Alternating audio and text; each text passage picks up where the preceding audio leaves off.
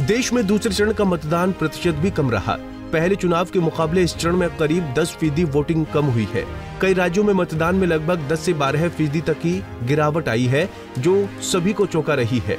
वहीं मतदाताओं के बीच इस बार वोटिंग को लेकर दिख रही उदासीनता से सियासी दलों में बेचैनी है।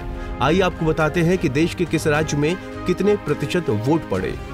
उत्तर प्रदेश 2019 में 62.18%, 2024 में 54.83%, बिहार में 2019 में 62.93%, 2024 में 54.91%, मध्य प्रदेश में 2019 में 67.67%, 2024 में 57.14%, राजस्थान में 2019 में 68.42%, 2024 में 63.99%, छत्तीसगढ़ में 75.12%, 2024 में 73.19%, जम्मू कश्मीर में 2019 में 72.50%, 2024 में 71.91%, कर्नाटक में 2019 में 68.96%, 2024 में 67.45%, केरल में 77.84% 2019 में और 2024 में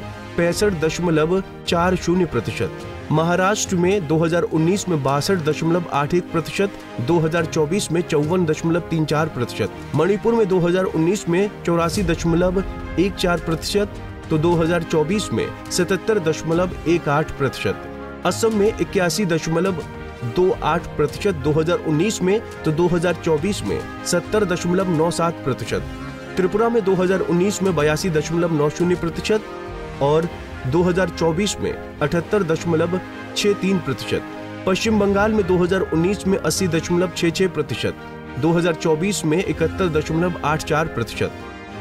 गौरतलब है कि बीते 26 अप्रैल को देश में दूसरे चरण का चुनाव हुआ है। निर्वाचन आयोग से मिले रुझानों के आधार पर इस चरण में भी मतदान प्रतिशत में भारी गिरावट है।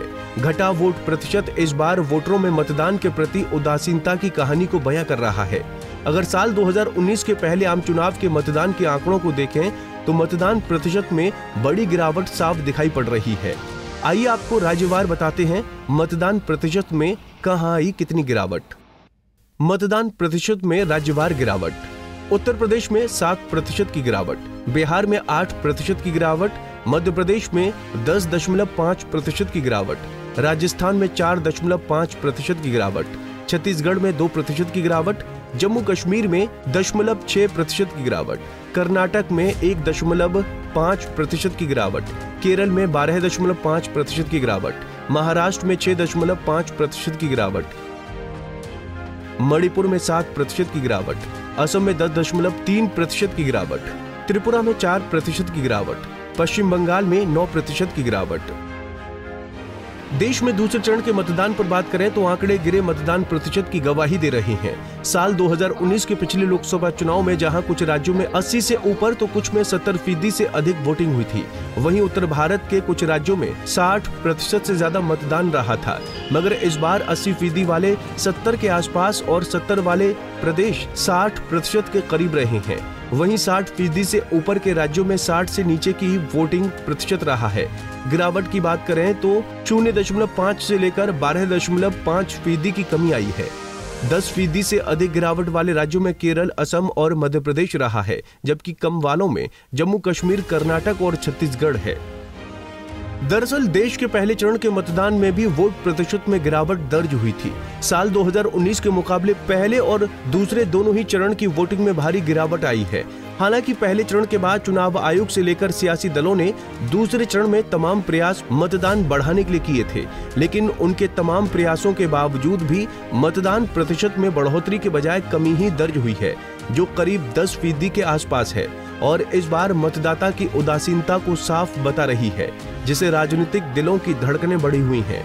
सियासी पंडित घटे मतदान प्रतिशत का अपने अपने हिसाब से विश्लेषण कर रहे हैं।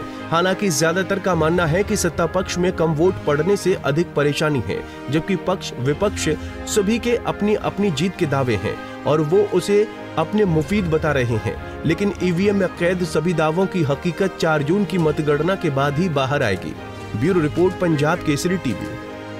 हमसे जुड़े रहने के लिए हमारे YouTube चैनल को सब्सक्राइब करें और नई वीडियो की नोटिफिकेशन के लिए बेल आइकॉन को दबाएं।